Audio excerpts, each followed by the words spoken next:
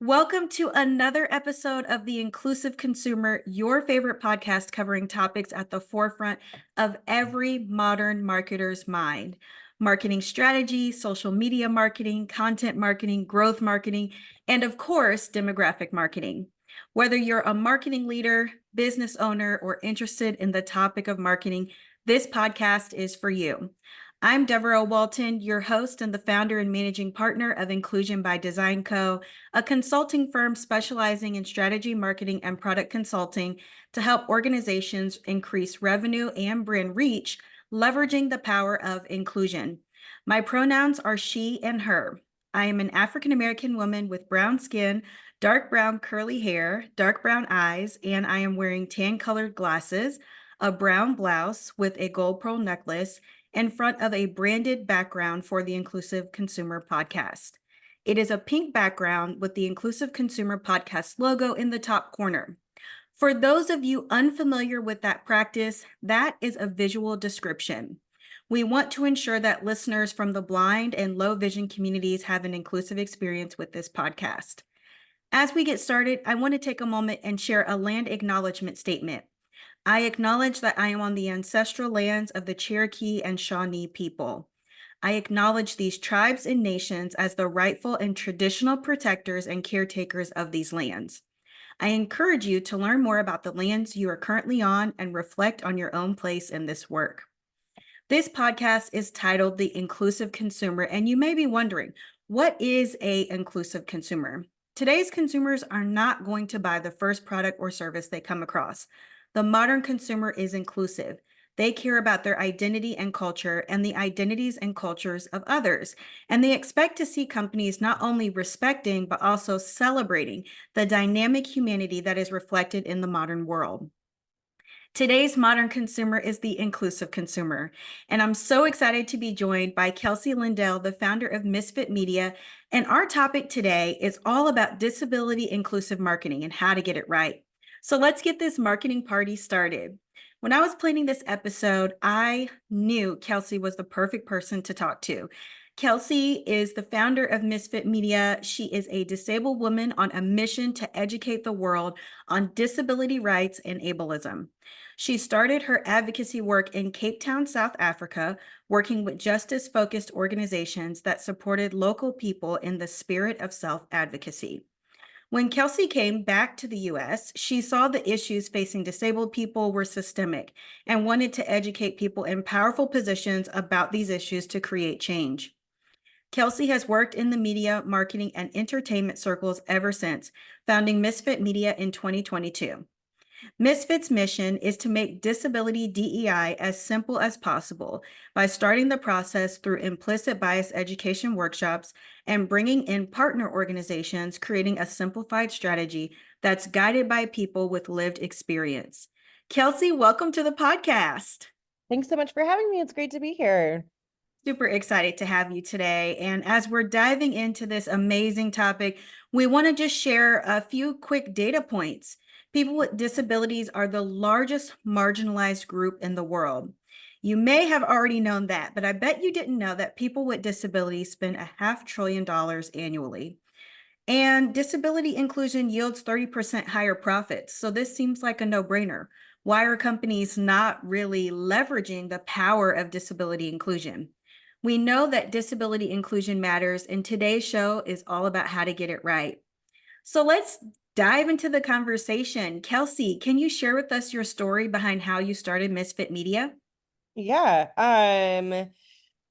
So like you said, I was living in South Africa I lived there for like 5 years working with people with disabilities. And yeah, we had a lot of really amazing projects that we were working on with awesome people locally on the ground. And what we kept seeing over and over and over was that even these nonprofit foundations, they would struggle to get funding because so many people viewed disability as like, or people with disabilities as like throwaway and like, oh, they're not really going to amount to much.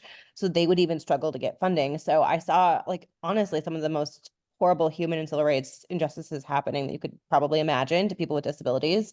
And every local leader that I connected with, I was like, if I could use my life to impact this issue in one way, what would it be? And for 5 years straight, everyone told me, change the way that people are viewed. change the way disabled people are viewed because they are viewed as throwaways. They're viewed as like not valuable in society.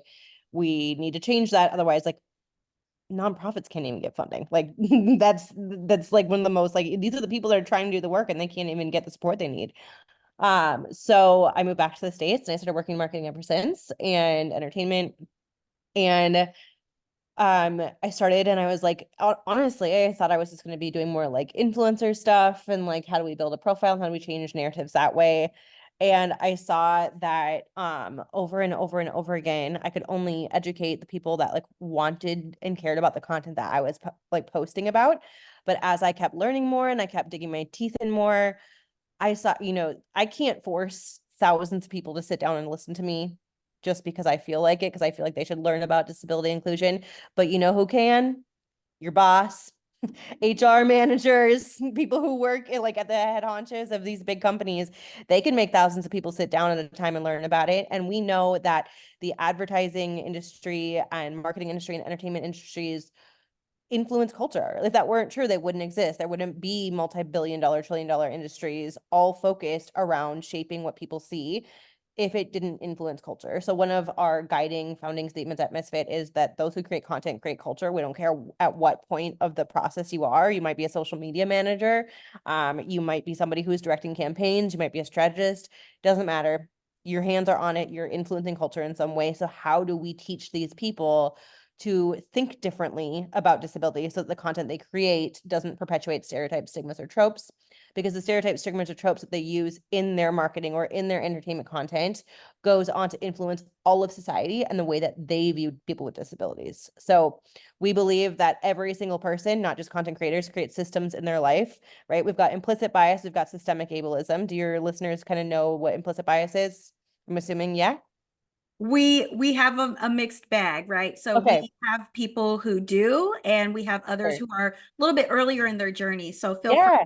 to Yeah, explain. so implicit bias is like those unconscious attitudes towards people with disabilities. So like with disabilities, some of the most common ones we see are that people with disabilities are inspirational for just existing. And that's a trope called inspiration porn that disabled people don't like. It actually holds us back in life. Because if like I mean, I don't want you to come up to me when I'm just exercising at the gym and tell me I'm inspiring for being there. Like that doesn't help me. It interferes with my day. It's quite patronizing, right? You wouldn't say that to a non-disabled person. You wouldn't go up to somebody who doesn't have a disability and is just doing their workout and be like, wow, you're so inspiring. And I kid you not, it happens to me at least once a week. This is something that people think is appropriate. That's deeply inappropriate. Another one would be thinking like, or we'll hear it a lot where there's age equivalence, right? Where people are like, oh, well, they're technically 30, but they've got the intelligence of like a 5-year-old. And it's like, that's really dehumanizing. You have no idea how infantilizing that is.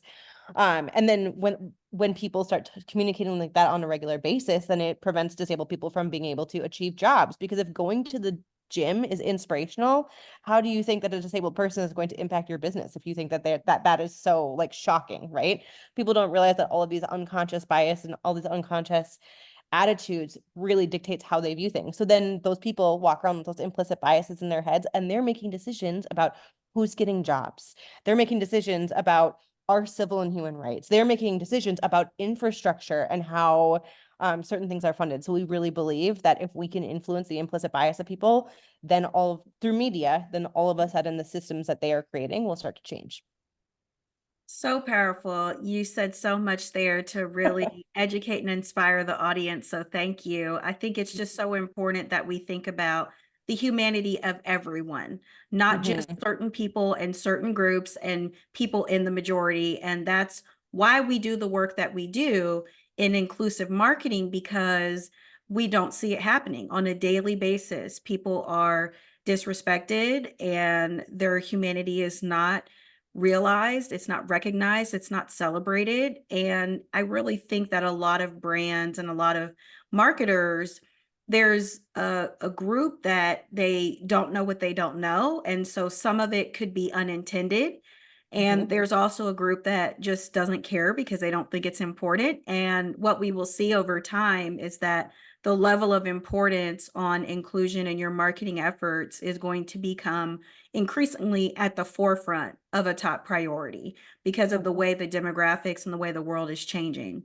Yeah, It's yeah, yeah, really yeah. important that brands get on the train and they learn all they can to really make sure they're leveraging it. Such an important competitive advantage. Totally. Yeah. I mean, absolutely. And one thing that we know that 84% of consumers think that brands who feature people with disabilities in their marketing are more trustworthy. Like it's like one thing I always say, like when we tie it back to numbers. Like I'm not sure where you got the half a trillion. I think globally the spending power of disabled people and people who are disability adjacent. So for instance, my husband is disability adjacent. He is not disabled. He is disability adjacent, but like we share the same money, right? So it's same pod. And my parents, they're not disabled, but they had a disabled child. They're disability adjacent. Those two communities combined worldwide, not disposable income, because like food is important. That's not disposable income. It's actually 13 trillion, they found out. That is the spending power. That's huge. And if you have 1% of advertising that features people with disabilities and 84%, first of all, 91% of the 1% of time that we are featured is done wrong. Like it's done through those stereotypes, stigmas, or tropes.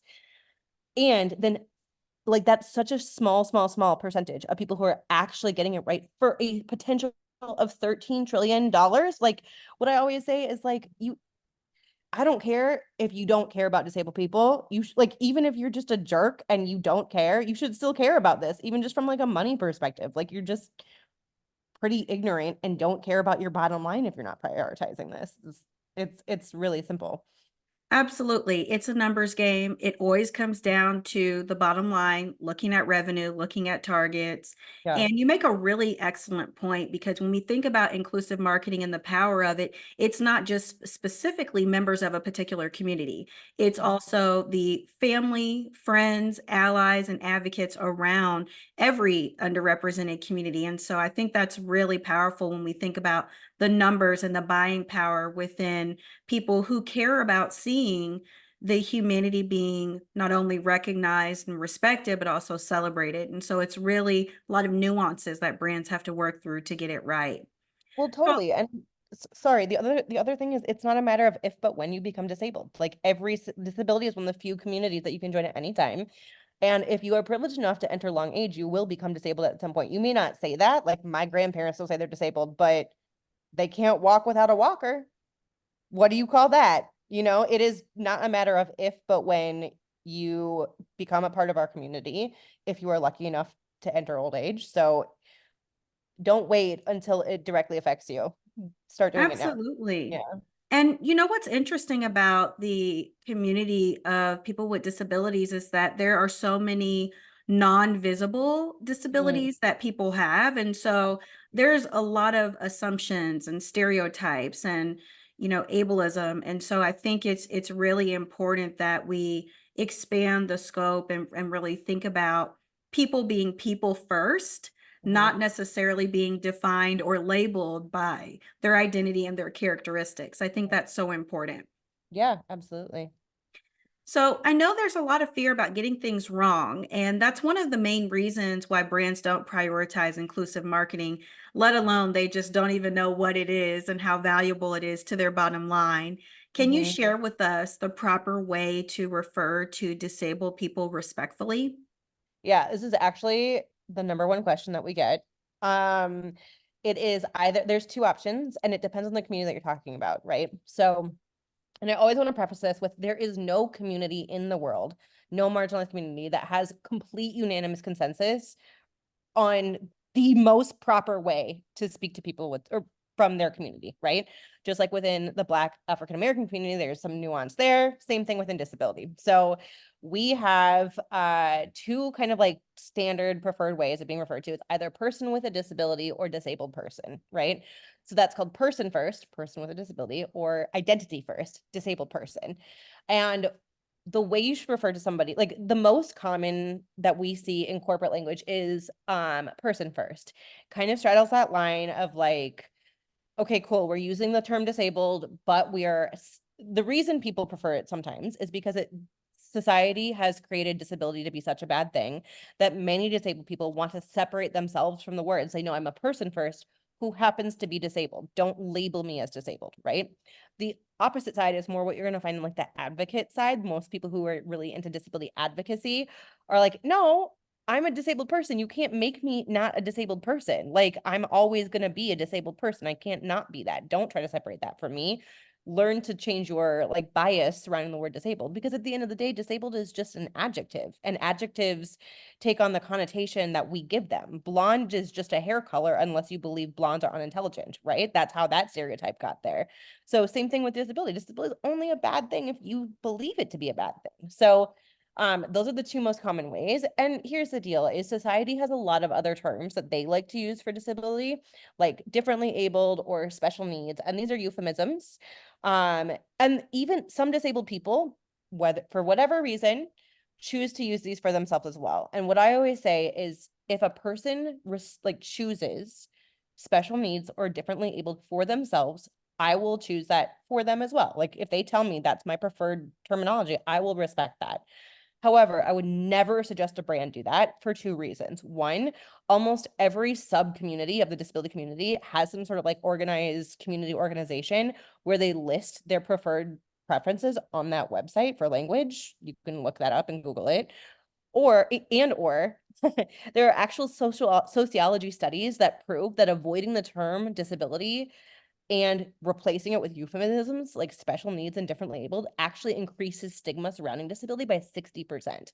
So we don't want that. We want to decrease the stigma surrounding it. So using the term normalizes the term and makes people feel really comfortable with it.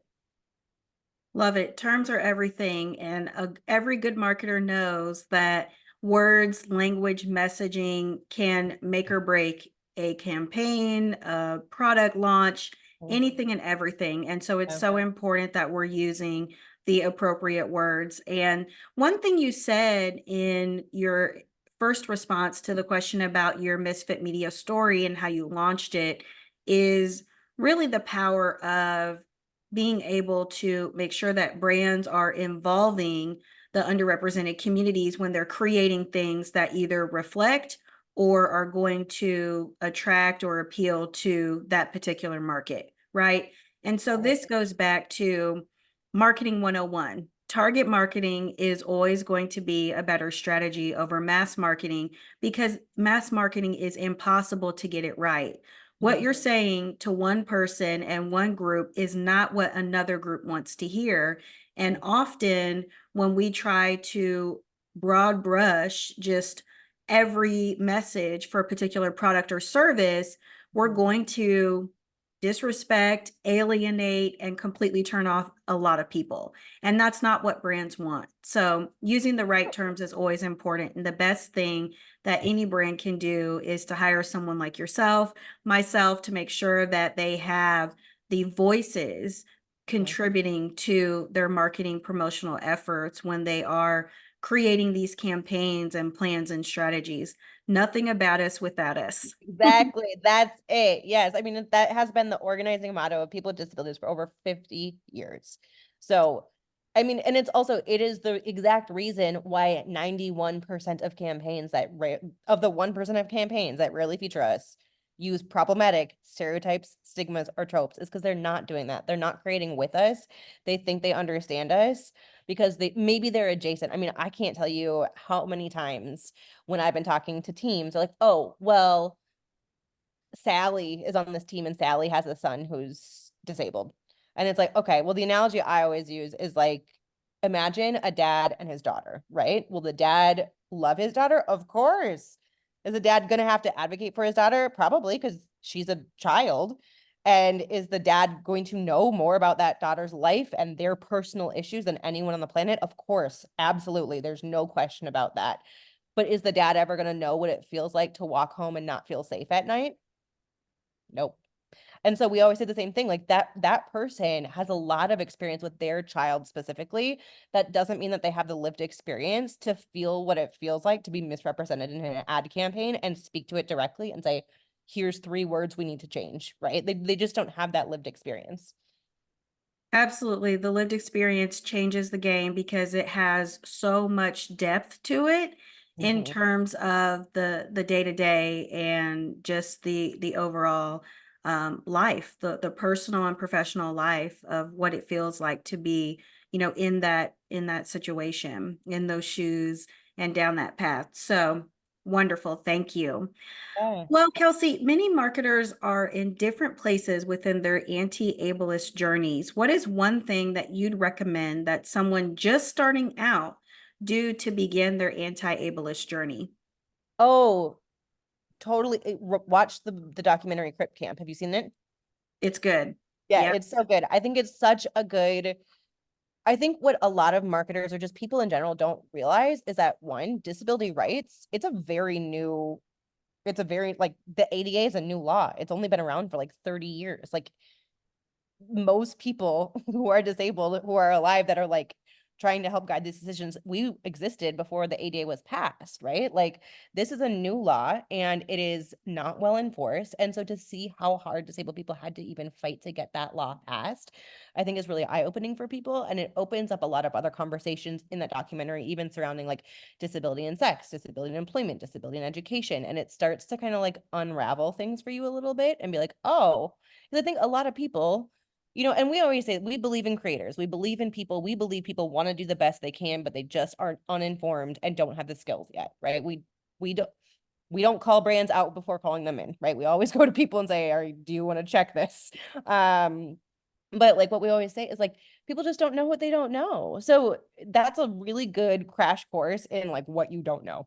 I think that's a great space to start. And then the other thing I would say is like read books and read books from people who are have multiple intersecting identities. Like I am obviously I want people to hire me in my company, and that's why we have a company and not just me, is that we can bring other voices into the fold. But like I mean, sure, I would love for you to follow me and hear more about what I have to say, but like I should not, as a white middle class straight woman, be the only person advising you on disability inclusion, right? Like you need to make sure that you're listening to other voices, because just like somebody who's adjacent to me can't tell you my disability experience, I can't tell you what it's like to be Black and disabled. I can't tell you what it's like to be trans and disabled. I can't do that. So really diversify your sources, and make sure you have the right people in the room and that you listen to them. And then the other thing I would say would be like, just take a big old humble piece of humble pie. Like you don't know what you don't know. They don't teach this stuff in marketing school. You don't have the lived experience.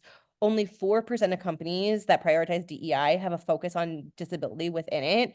And even less is on the marketing side. So you are going to learn a lot, and you are going to like have just chills and icky feelings when you look back on content that you thought was awesome that actually wasn't. As you learn, you'll be like, oh my gosh, I can't believe I did that, or I thought that was awesome. And like that's a part of the growth journey. And like, isn't it better to grow and learn than keep doing the same thing? And so I think a lot of people like get defensive when they're like, no, but that wasn't bad. We were trying to be inclusive. And it's like, well, yeah, but trying doesn't mean you did it. That's okay. Let's do it better next time. And so I think, yeah, just like know that like you're gonna have some of those like face palm moments, and that's totally part of the journey. I have them. I look back on some of the campaigns that I let like fitness brands cast me in, and they were totally inspiration porn. And I'm like, goodness, Kelsey, why did you do that? Like, if I've done it back in my early 20s, and I'm disabled, then like, of course you're gonna make mistakes. That's how we grow.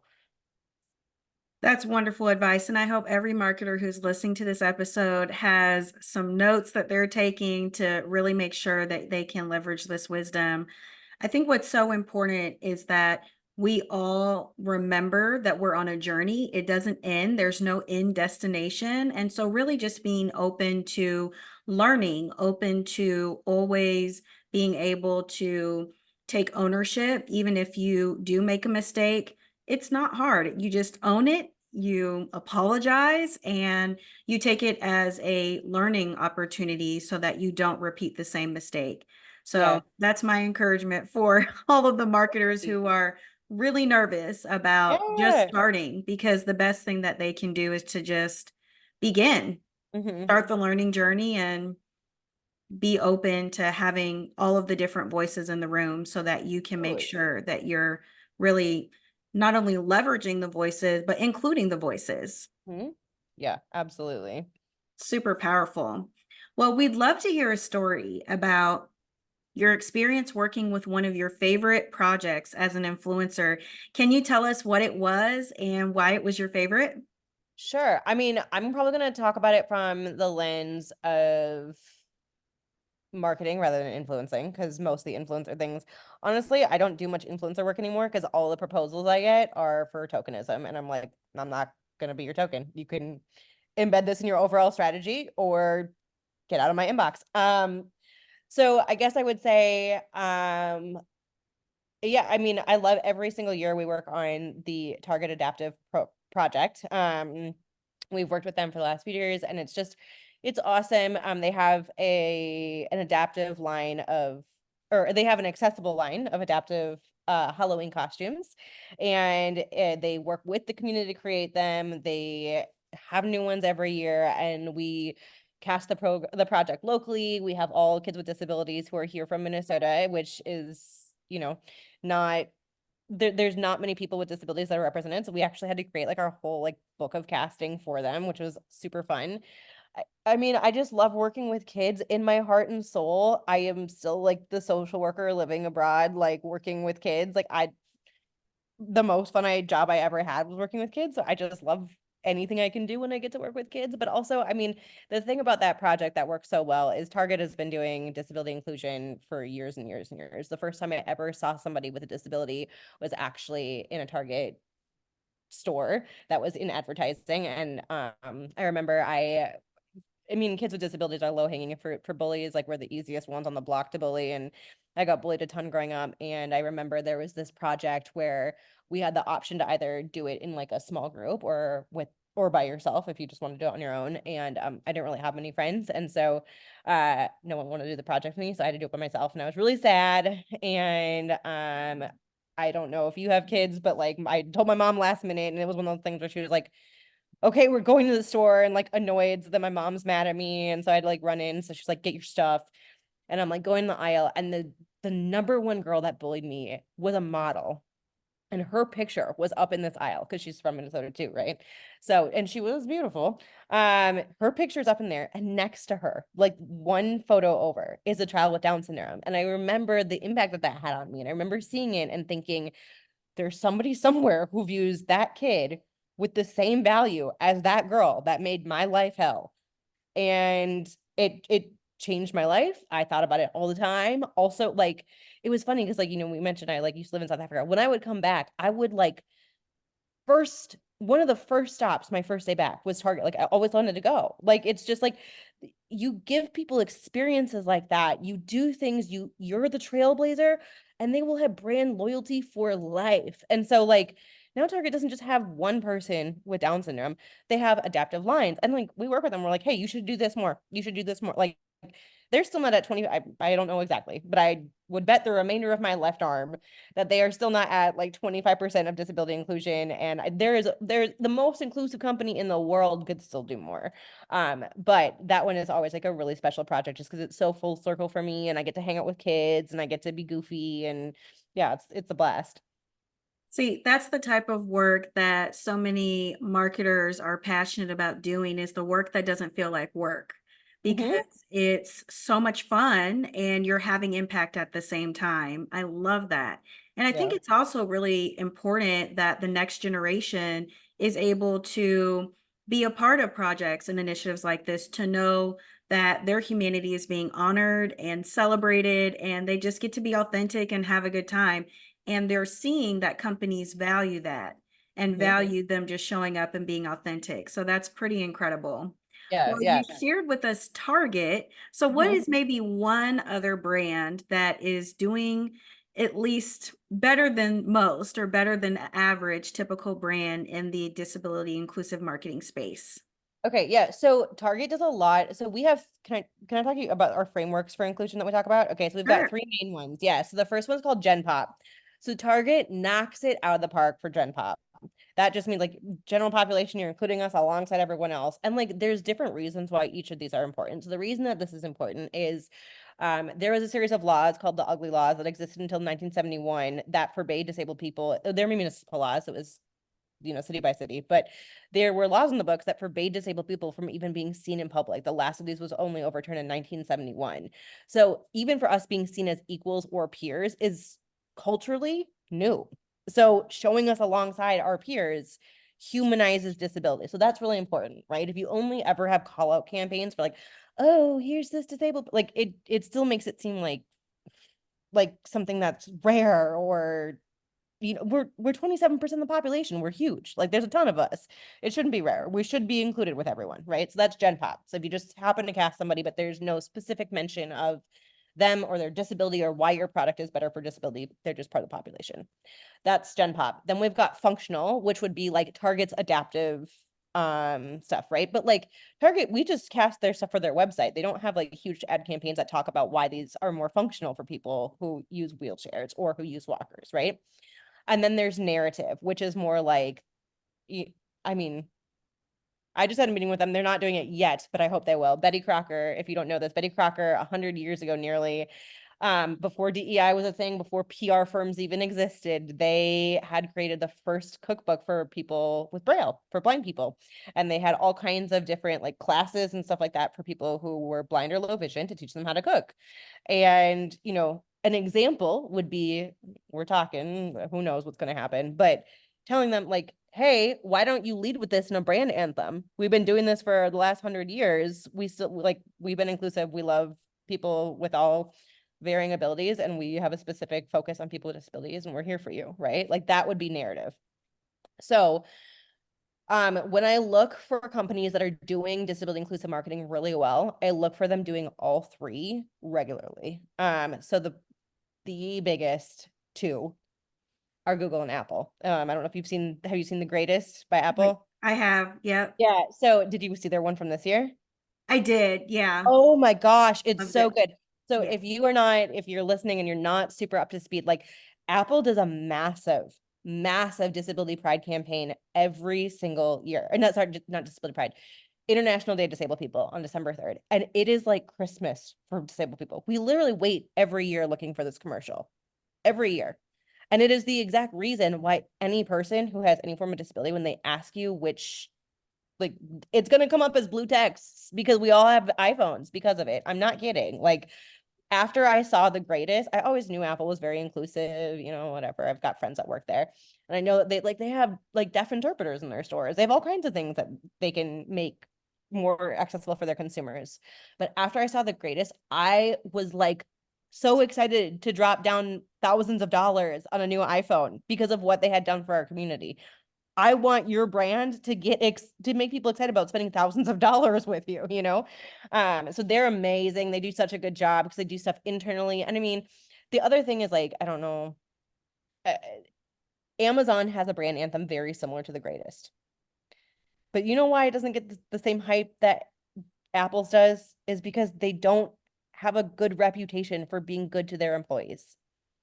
So people with disabilities who are like, I mean, sub minimum wage is a law that's still legal in 27 states that makes it legal to pay disabled people less than minimum wage. If you're a company like Amazon, we don't trust you. Like we're like, ew, bye, right? Like a necessary evil.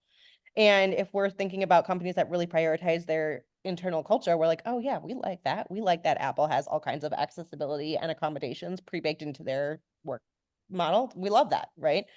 And then Google's done some awesome things. They've done some really cool brand activations as well. Like they have a guide to make your stuff more accessible. They've got kind of like a PDF for like starting out for what you should do, right? That they've just made with disabled consultants. I think they work with Levant Consulting. KR Leo is amazing. She's there, had a brand there, and they do disability brand, and they do really, really great stuff. So from two different kind of angles, two different brands that I love and admire and kiss their feet and bow down. And I want everyone to be able to do stuff like that. Love it. Absolutely. And see, for the marketers listening, this is, the treasure. This is the result of what you get from investing in Mhm. inclusive marketing. You get that not only the dollars that are coming in, you get the loyalty. Mhm. And we all know that upselling loyal customers, that's going to be much easier than net new customer acquisition. Right, Super because simple. it would like I think about what it would take for me to switch from my iPhone. It would take a company going probably 5x above and beyond and creating like really, really amazing product, like so much more amazing from Apple that I would be like, oh, I have to, right? Because my loyalty is so there. It- do it right, pioneer it, and you'll get us forever.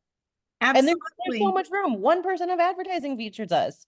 It's not like it's a saturated market just because you see 5 brands doing it well, 1% includes us. It is not a saturated market. There is so much room. The opportunity is ripe and ready and waiting. So I'm sure every marketer is excited to start something new and really look at how to really incorporate disability inclusive marketing into their overall strategy, because it's not something off to the side. It's something integrated, embedded, that really needs to be part of the system for success. Well, Totally. Kelsey, this has been such an amazing conversation for all of our listeners. Kelsey's website, Instagram, and LinkedIn links will be in the show notes for you so that you can follow along and reach out if you want to get in touch with Kelsey. And thank you so much for joining us today. Yeah, thanks for having me. This has been super fun. This was awesome. Well, if you liked this episode of The Inclusive Consumer, please subscribe, write us a review, and tell a friend. And if you need help facing your marketing challenges, you have 2 new resources in your corner. Reach out to my team and I at inclusionbydesignco.com or Kelsey and her team, and all of the information will be in the links below. And with that, we look forward to connecting with you on the next podcast, and we'll conclude this episode for now. See you later. Bye.